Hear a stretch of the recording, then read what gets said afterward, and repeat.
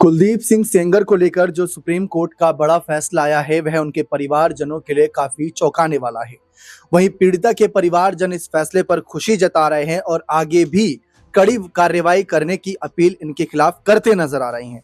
लेकिन इसी मामले पर कुलदीप सिंह सेंगर की बेटी का एक बयान सोशल मीडिया पर वायरल हो रहा है। उन्होंने सोशल मीडिया साइट एक्स पर एक ऐसा पोस्ट किया जिसको पढ़कर जिसको सुनकर हर कोई हैरान है कि आखिर ये क्या बातें लिख गई। और इस बयान की भी खूब चर्चा हो रही है। सीधा मैं आपको वह बयान दिखाना चाहूंगा, अपनी स्क्रीन पर लेकर चलता हूं कंप्यूटर की, जहां पर आप देखें तो इनका नाम है, अगर आप देखें तो कुलदीप सिंह सेंगर की बेटी का नाम इशिता सेंगर है, जिसको लेकर खूब चर्चा हो रही है, जहां पर ये पूरी जानकारी सामने आई। और इशिता सेंगर के पोस्ट पर सबसे ज्यादा चर्चा है। लेकिन उससे पहले यहाँ पूरा मामला अगर आप देखें तो उन्नाव रेप केस में सजायाफ्ता कुलदीप सेंगर को सुप्रीम कोर्ट से बड़ा झटका लगा है।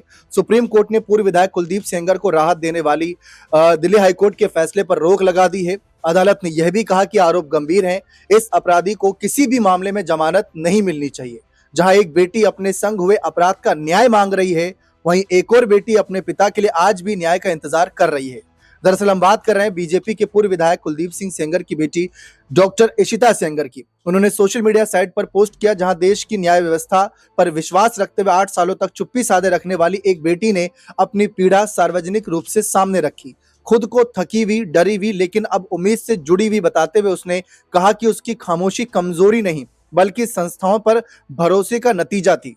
दरअसल कुलदीप सेंगर की छोटी बेटी डॉक्टर इशिता सेंगर ने एक्स पर पोस्ट किया। उन्होंने लिखा कि मैं एक पत्र बेटी के रूप में लिख रही हूं जो थकी और डरी हुई है। 8 साल तक मैंने और मेरे परिवार ने न्याय का इंतजार किया और यह मानते हुए कि अगर हम सब कुछ सही तरीके से करेंगे तो सच अपने आप सामने आ जाएगा। हमने कानून पर भरोसा किया, हमने संविधान पर भरोसा किया, हमने भरोसा किया कि इस देश में न्याय शोर, हैशटैग या जनता के गुस्से पर निर्भर नहीं करता, मगर अब मेरा विश्वास टूट रहा है। यानी कि इनडायरेक्टली इन्होंने ये कहा कि मीडिया ट्रायल की वजह से कोर्ट ने यह फैसला लिया है, जो कि सच्चाई है या नहीं वो आप जानते ही हैं। उन्होंने आगे लिखा कि मेरी पहचान एक लेबल तक सीमित रह गई है, वो है बीजेपी विधायक की बेटी। जैसे कि ये मेरी इंसानियत को खत्म कर देता है, जैसे कि सिर्फ इसी वजह से मैं निष्पक्षता, सम्मान या बोलने के अधिकार के हकदार नहीं हूं। जिन लोगों ने मुझसे कभी मुलाकात नहीं की, कभी कोई दस्तावेज नहीं पढ़ा, कभी कोई कोर्ट रिकॉर्ड नहीं देखा, उन्होंने तय कर लिया कि मेरी जिंदगी की कोई कीमत नहीं। इन सालों में मुझे सोशल मीडिया पर अनगिनत बार कहा गया कि मैं जिंदा क्यों हूं। अगर जिंदा हूं तो उसके लिए मेरा रेप किया जाना चाहिए, मुझे मार दिया जाना चाहिए या सजा दी जानी चाहिए। ये नफरत काल्पनिक नहीं है, ये रोज की बात है। ये लगातार जब आपको एहसास होता है कि इतने सारे लोग मानते हैं कि आप जीने के लिए भी लायक नहीं है, तो ये आपके अंदर कुछ तोड़ देता है।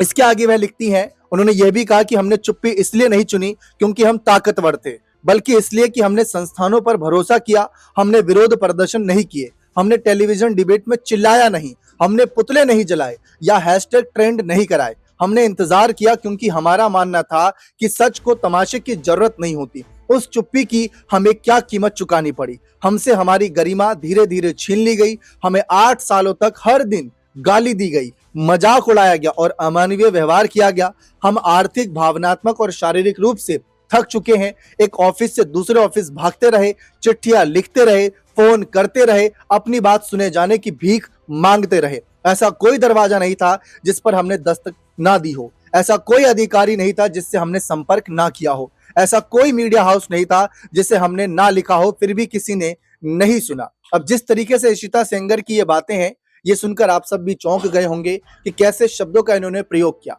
वैसे तो ये मैंने सारी बातें आपको हिंदी में बताई, इनका अगर आप पोस्ट देखेंगे सोशल मीडिया पर तो पूरा इन्होंने इंग्लिश में लिख रखा है, जिसको यहाँ ट्रांसलेट करके ही वो जानकारी दी गई है। लेकिन गौर करने वाली बात यह है कि जो बातें ये कर रही हैं वही सारी चीजों को फॉलो करता नजर आया है पीड़ित परिवार। उन्होंने आंदोलन जैसी एक मुहिम भी छेड़ दी, धरना प्रदर्शन तक रखा।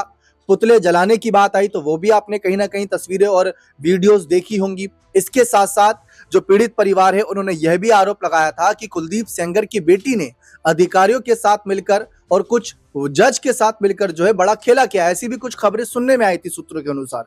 लेकिन अब जिस तरीके का ये फैसला आया उससे वह टूट चुकी है। उन्होंने ये बात साफ तौर पर लिखी है। इनके शब्द, इनके बयान इस हताशा को दर्शाते हैं और ये यहीं पर समाप्त नहीं होता, और भी बातें हैं। लेकिन उससे पहले मैं आपको एक बयान सुनाना चाहूंगा जो कुलदीप सेंगर के खिलाफ हाईकोर्ट के फैसले के बाद पीड़ित परिवार की तरफ से सामने आया है। पहले आप वो बयान सुने और उसके बाद इशिता सेंगर के और भी यहाँ पर बयानों को देखें कि उन्होंने और क्या बातें लिखी। तो सुनिए आप पहले पूरा बयान।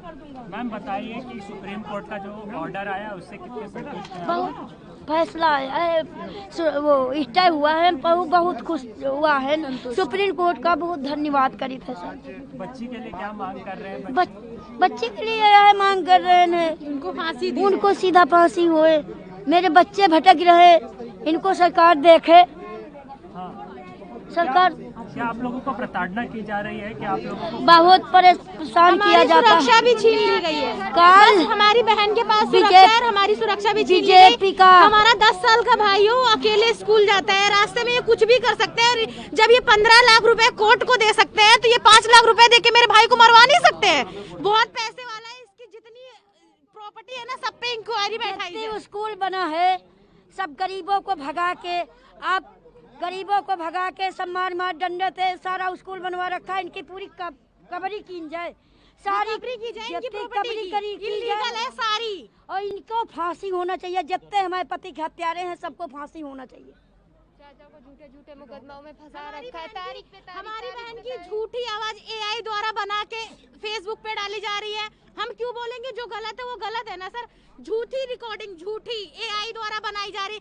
आज की टेक्नोलॉजी इतनी आगे चली गई है, कुछ भी हो सकता है। AI के द्वारा हमारी आवाज कॉपी करके उनके हमारे अगेंस्ट बुलवा के ये बोला जा रहा है कि रेप नहीं किया। अगर रेप ना किया होता तो प्रूफ होता, प्रूफ हुआ है तब उसको जेल हुई है। आपको सुरक्षा और बढ़ा देनी चाहिए आप लोगों को। हमारे पास सुरक्षा मेरे बच्चों के पास नहीं, इनके वकील कहते थे नो सिक्योरिटी। इनके वकीलों ने मेरी सिक्योरिटी हटा के आज मेरे को धमकी देते हैं। मेरे घर में गुंडे आते, दिल्ली में गुंडे मारने के लिए गए थे 4 बार। वीडियो है कि हमारे घर पे गुंडे भेजे गए हैं, सारी वीडियो है, ले लो आप लोग। मेरे बच्चे बच्चे होते हुए भी गुंडे आए। जब उन सारे लोगों ने ऊपर से आवाज दी कौन हो, तो वो गाड़ी लेके भाग गए। जब सिक्योरिटी के होते हुए गुंडे आ सकते हैं, तो आप सोचिए अब हमारी फैमिली को कितना खतरा है। हम अपने घर से बाहर निकलते हैं तो बहुत सोच पर हमारे बच्चों को सिक्योरिटी दे। दिल्ली सरकार, यूपी सरकार मेरे बच्चों को देखभाल के लिए सिक्योरिटी चाहिए। मेरे देवर का लड़का, मेरा देवर अंदर है, देवर मेरा बच्चा पढ़ने जाते हैं, 2 मेरे देवर का बेटा है, मेरा बेटा है, मेरे बच्चे हैं। इनको एकदम सेफ रखा जाए, इनको सिक्योरिटी दी जाए मेरे बच्चों को। हाँ, हमारे पापा तो है नहीं, हमारे पापा को उन लोगों ने मार दिया, और जिन लोगों ने हमारे पापा को मारा वो जेल के बाहर है, गांव में घूम रहे हैं, हमको लोगों को धमकी देते हैं। जेलों पर है। नौकरी मेरे बच्चों को, पीड़िता को दिया जाए। एक मेरा बच्चा अबे पढ़ लिख रहा है, उसको भी सोचा जाए, उसको बच्चे को, मेरे बच्चे के बारे में। पहले तो हमें हमारे भाई को सिक्योरिटी, हमारे चाचा के लड़के और हमारे भाई को सिक्योरिटी दी जाए, क्योंकि वो बहुत जरूरी है।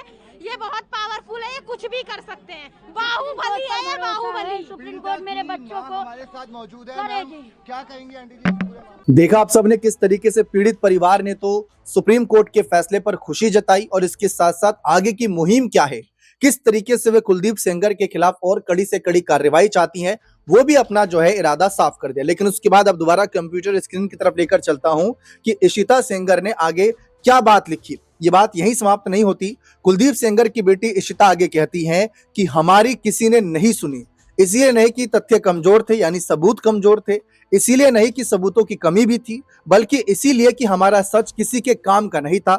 लोग हमें ताकतवर कहते हैं, मैं आपसे पूछती हूं कि किस तरह की ताकत एक परिवार को 8 सालों तक बेजुबान रखती है।